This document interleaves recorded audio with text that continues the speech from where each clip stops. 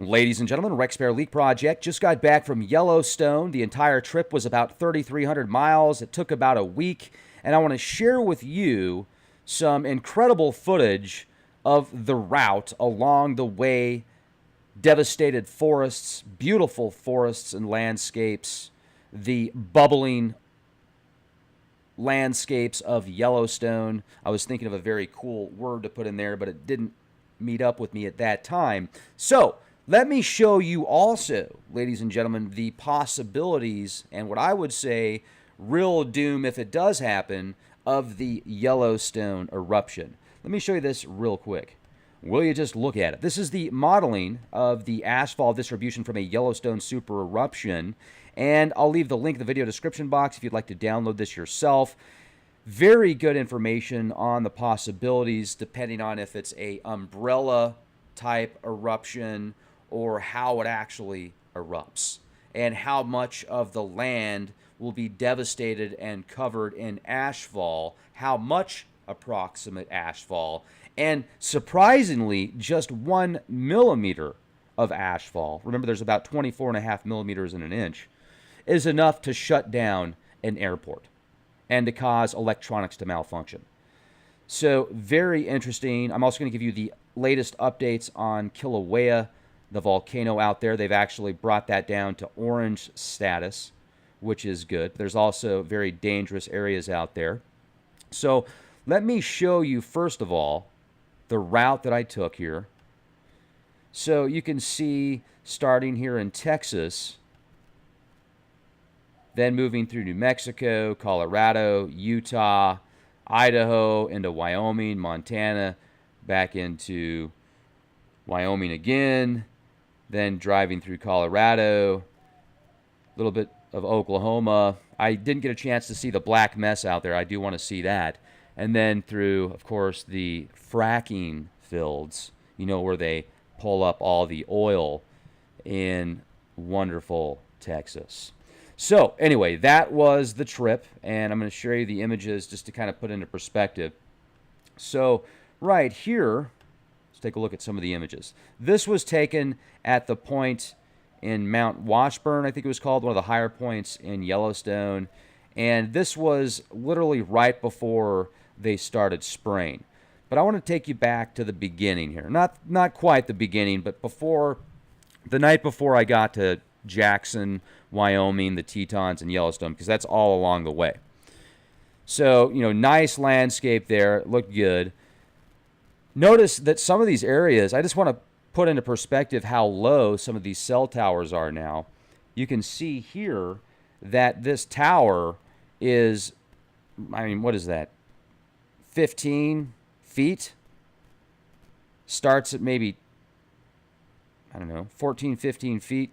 Very interesting that they've gotten so low. And I've also got images of these things in cities now, like right across the street from somebody's house. Oh yeah, talk about cell reception. But anyway, this right here was just a really cool image of the Tetons, and this was before they started spraying. You can see the real clouds, healthy clouds, beautiful fluffy clouds, not that chemtrail splatter. Here's another image. And then this is right before you get to Yellowstone, and I think a lot of this must have been from a forest fire, not actually from the beetles, because that area, you can see the trunks are blackened up here. Looks like fire to me. But there's a lot of destruction there before you get into the park. And then when you enter the park here, you've got some pretty cool. It doesn't take long to get to the geysers out there and the pots that kind of bubble over and stuff. But this area out here is close to Old Faithful. And I got video footage of Old Faithful, but there's multiple geysers. You can just walk along the route and see how it's just constantly steaming. You can smell the gases and the different chemicals coming from the bellowing from the heart of the earth. And just gorgeous out there. The majority of the park, I think, looked extremely healthy. Some areas, the trees were growing so close together, they're going to have to compete for soil and water and nutrients. And I thought this was a pretty cool image here. Let's see if I can zoom this in just a little bit more. And then I'm also going to share with you some of the ashfall maps and stuff here in just a moment. So here is a petrified tree. This is a petrified tree in the park. And then this area right here, once again, Mount Washburn. Let me go back and kind of show you, put into perspective the map here. So, okay, here's the map. I'm going to zoom in here.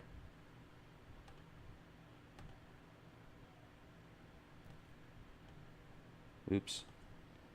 Okay, so you can see driving through the Grand Teton National Park. I just showed you some of those images to put it into perspective. Driving through there, came through the south entrance, and before you got to the entrance, I think there must have been a forest fire there because I showed you a lot of the trees. Then you get into the park. It's just beautiful, looks extremely healthy, and we drove up here, West Thumb area. Then you can go turn left, Old Faithful. Oops. Let's go back to Old Faithful here. So you saw Old Faithful. You can walk around this area. And that's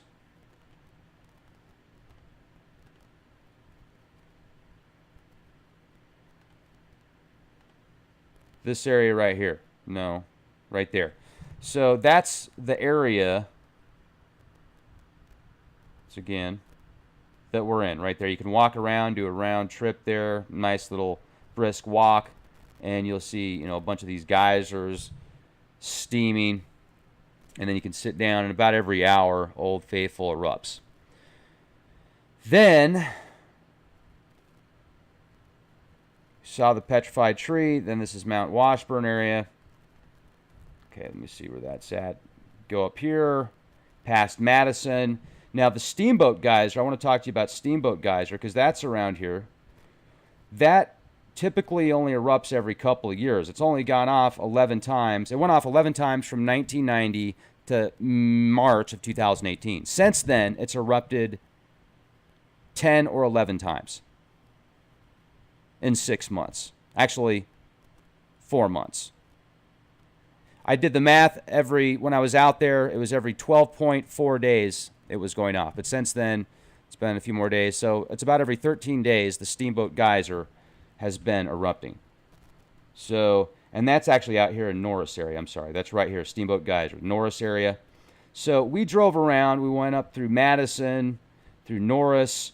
We didn't turn left here. We didn't take this route, but we did turn right. So we started at the bottom. We went through all this. Then we drove through. We checked out the Steamboat Geyser area. I showed you some footage of the geyser observation point where you could observe multiple geysers a couple days ago. Drove up through here, stayed up here for the night, and then the next day we drove through this area around here. You can see the Forests of the Northern Range, the Tower Roosevelt, and instead of staying right, we cut down, went through all this area here, Canyon Village, the Washburn Hot Springs. Up here in Mount Washburn, though, this area right here,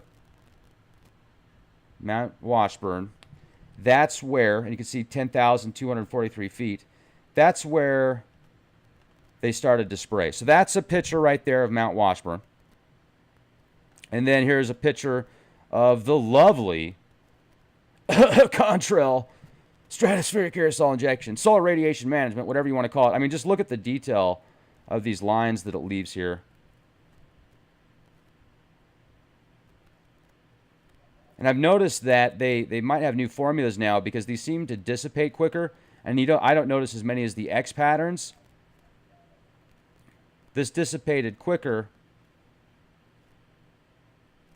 than your average, at least from what I've seen in the past. But I do not think it is a normal contrail. And if it is, I've seen the patents and the information on the jet fuel now that they use that has the chemicals needed anyway to create solar radiation management programs. To be a part of it, I should say. To use a solar radiation management in the jet fuel, you don't even need certain... I mean, just look at that. It's because they love us so much. They love us so much. But that was the last day at the park there. And then I noticed On the horizon, there was other jets that started spraying as well. And immediately after that, I just started getting grumpy. I'm thinking to myself, okay, guess what? Tomorrow it's going to be overcast. It's going to be hazy. I'm going to see the nanoparticulate crap. And sure enough, and I think they're doing entire sections, entire regions. And look at this right here. This is where I started. And this is towards, let me show you where this is at now. Oops. Okay, here we go. So now, in Mount Washburn, check that area out. Drive through here, driving down. Yellowstone River, fishing bridge. You can see Lake Village here. So we turn right here. And this east entrance area here, I noticed there weren't nearly as many people out there. One thing I got to say, I think it was we picked the busiest time of the year to go out there. There was tons of people there. I mean, it was insane how many people were there. And hey, good for them. I mean, I was there too. I would prefer to go out there when there's less people. And I don't even think, are you the kind of person that goes to a national park and you want to get away from crowds? Or are you the kind of person that goes to a national park and you just don't care? Because most people probably don't care. So that's just my own, personal ego talking here. Because everybody has a right to see a national park. I think it's amazing. I just prefer to go to places when they're not as crowded. So, with that being said, this eastern part here, plus if I start talking about what I talk about, people they're like, huh? I don't understand what a chemtrail is, son. Are you one of them conspiracy theorists? Oh my gosh, you actually do have a tinfoil hat on. Oh my goodness. I'll bet that thing blocks from cell phone radiation too, doesn't it? Oh my goodness, it does. Wow. Anyway, I divagate. I digress. So check this out. Let me show you some pictures now. Let's take a look at some of the images here. Where's it at? Oh yeah. All right, here. Man. Okay, here we go. Picture tag. This right here. You can see the beetle kill. And then now we're getting close to the lake. Beautiful, beautiful lake.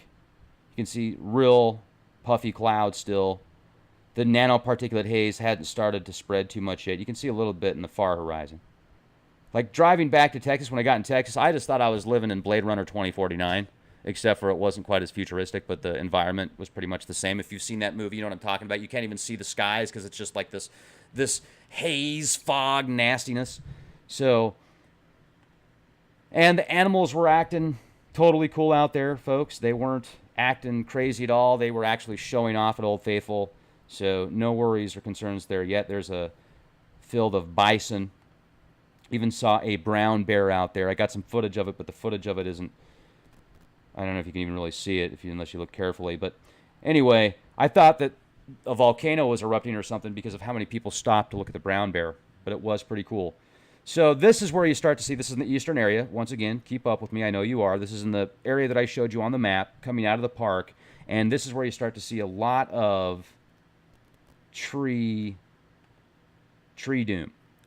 This is still beautiful. As you can see, there's the lake. Beautiful lake. Beautiful lake. You can see there in the horizon. You can actually see some details there.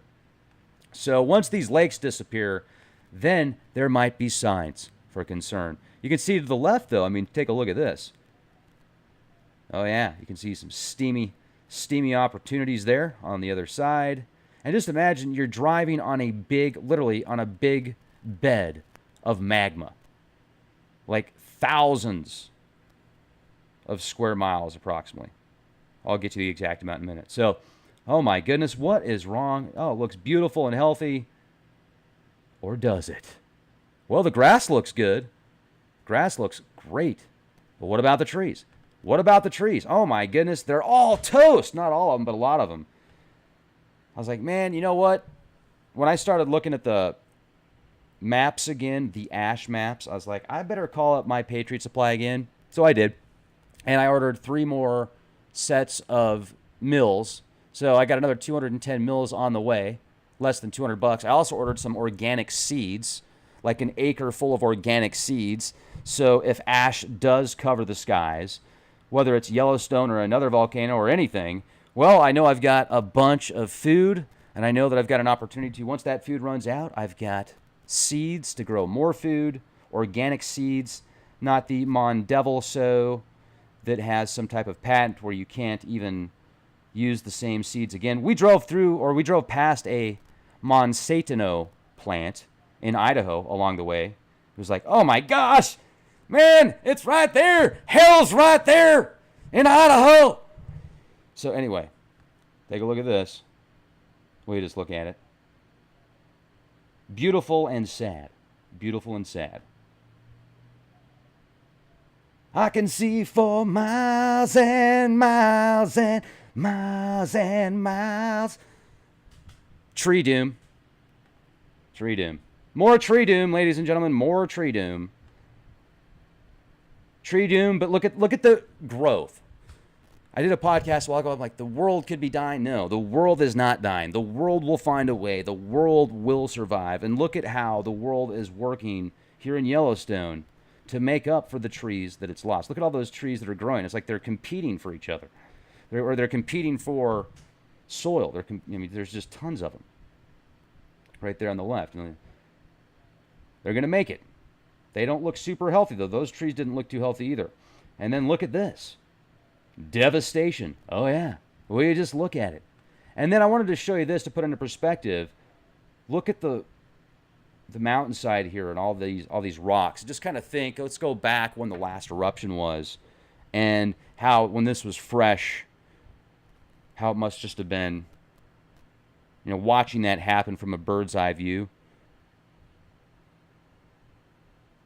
Some more areas of the trees. And then now getting out of the park, this is outside of the park. This is the next day.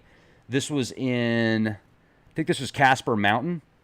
Driving back through Casper Mountain, and you can see the horizon already. You can see how hazy it's starting to get. And then, look at this. Oh, yeah, 4G speed. 4G speed. Now here, look at that tower and how close it is to houses and such. Look at that. Boom. 4G speed. Who knows what they're putting on there? 4G, 5G, 69G, 72G, 156G. You don't know. And then I just kind of wanted to show you a couple other cool pictures driving back here. I think this was this in Texas? This might have even been in Texas. Pretty cool. Right? I've seen people that have tried to make this look like there's one sun and there's a huge sun behind it. I actually did a podcast once where a gentleman was like, dude, look at this. They inverted and everything. Like a tiny sun and there's a huge sun behind it, a huge sun behind that, and then a bigger sun behind that, and then a Dyson sphere. And anyway, just one sun, man. Now, here's the reason I'm showing you this. Because you know how people say the sun is white and it's brighter now? So they think the sun has changed? And maybe the sun has changed somewhat, but if the sun is white, then why is it still orange on the horizon and yellow? So maybe the sun hasn't changed as much as the atmosphere has changed due to this solar radiation management programs. And then if these volcanoes erupt, keep going off, like Kilauea and other volcanoes, Indonesia, Guatemala, and thankfully Kilauea has gone down to orange level status. Yet think about if all these I think that my projection, ladies and gentlemen, is this year is the year of volcanoes. The year of volcanoes. So if so, the good news is they'll probably cut down on the solar radiation management programs. They'll probably cut down on the stratospheric aerosol injection programs because that's what they're attempting to do with these programs is mimic volcanic eruptions that spew ash around the world to cool the planet. So they're like, okay, well, now they're doing the work for us, so we don't have to do this as much. I don't know. Maybe they'll just keep doing it because they love us so much and they want to make sure we're going to be nice and safe. But, just take a look. And it looks even more orange in person. So, I think it has more to do with the actual manipulation of the ozone. Now, that's my personal opinion. Now, I want to talk to you. Let me go ahead and... Oops. All right, so, the trip was good. It was neat to really get an idea of the magnitude of the park because it's 3,400 square miles. Rhode Island's about 1,212 square miles, approximately.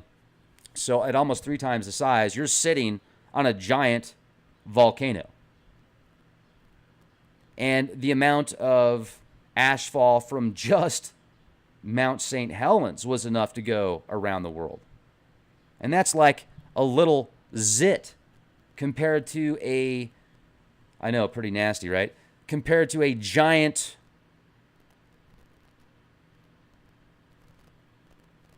pool, like Olympic-sized pool of pus.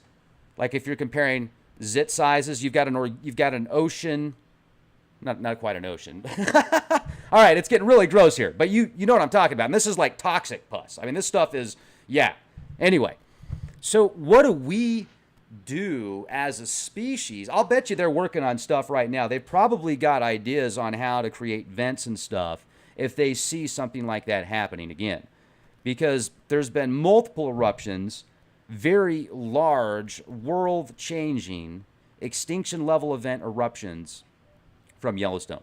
And I want to show you now some of the ashfall maps here. Let me go back again and show this to you. Not that one. Here we go. This paper, the research paper, modeling ashfall distribution from a Yellowstone super eruption. So what they do in this article is they're taking data from previous eruptions. They're using different types of eruptions, like the umbrella ash cloud versus a different type of ash cloud that isn't as detrimental as far as ash flow is concerned via spreading it around the globe and around the nation. But they use models from ASH 3D and previous data. So let me share with you. Okay, here we go. Let me show this to you right now. These are the different types of plumes. You can see a weak plume, an anvil plume, a major umbrella cloud, and how much that would affect the planet. Now, if we go right here, boom. You can see, using different sources like Google Earth, the wind fields here, and the source nodes, and how this would spread out. Now, the umbrella would be the worst case scenario. All right, so let's take a look at the projections for a month-long Yellowstone eruption. Now, this is using data from 2001 wind fields, and once again, I'll leave the link for this entire article in the video description box. You can go through all the citations and cross-reference all the data. But this shows you the thickness in millimeters. So, once again, 24.5 approximately millimeters is an inch, but even just 1 millimeter is enough to possibly shut down an airport, and it can fry electronics. And then if it rains afterwards, and then think about Hawaii, Halo, Kilauea is still spewing lava, and it's nothing like the Yellowstone caldera. I mean, nothing even close. So we'll scroll down here a little bit further, and this data is looking at results from a week-long Yellowstone eruption. So even just a week, if we were to zoom in here, this entire area, I mean, you're talking all of America gets covered in enough ash to fry electronics. I wouldn't be surprised if all the airports in the country were to shut down if Yellowstone did erupt. And how long would it last? And then what about food supply? So, another thing too is you look up here, and we'll scroll to the right. You can look at the timelines. So if this starts in April, or starts in January, okay, this is what the winds would look like. If it was to happen in July based on previous data, what they're doing is just showing projections for 1 month. Down here, look at it for a week. Wow. I mean, even up in Canada, eh? Don't you know? Well, you just look at it, don't you know? Now, this right here A 3-day eruption, even 3 days. Let's zoom in on this a little bit. 100 to 300 millimeters of ash. All the way out past Rapid City? Wow. I mean, that's half of South Dakota.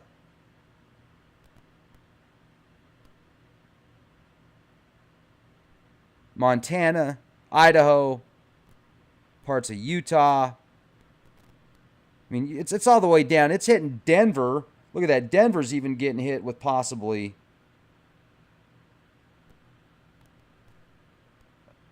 Jeez. That's like, let's put that in perspective. That's at least 5 inches of ash. And then if it rains afterwards, halo. I mean, speaking of halo, you got to go to gadgetswithleak.com and check out these awesome flashlights. I am so glad that I took all this tactical gear with me on this trip, because when I was camping out in the tent on top of the van, it was pitch black. These lights are so bright that like the whole area lights up. They're awesome. Check this out. Look at this. Now this is looking at a different possibility here. This is not a umbrella cloud. So these results are from simulations with no umbrella cloud. You're looking at 3 days. Okay, so no umbrella cloud, just 3 days. That would be obviously a much better scenario. A week, half of the U.S., lower U.S.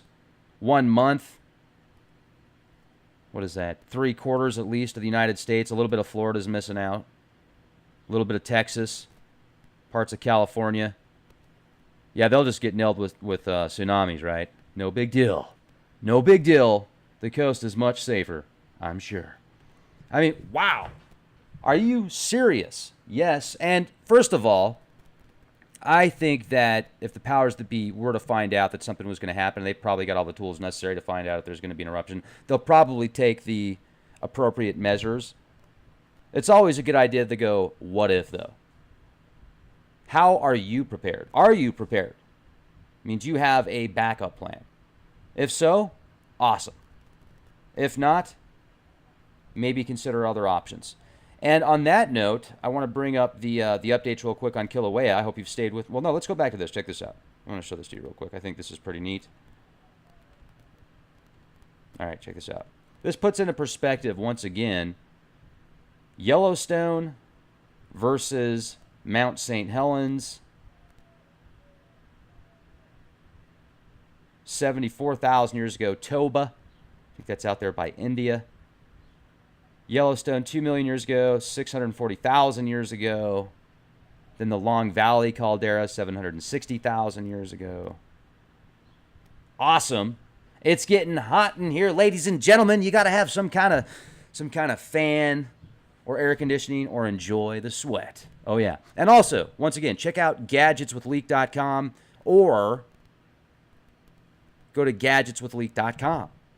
Yeah, good options. And My Patriot Supply, if you want to get some organic seeds, water filtration systems, all the good stuff. 70 mils for less than $70 for Leak Project listeners. There is a limit of 3 per order. Be excellent to each other, be prepared, and be the change you want to see.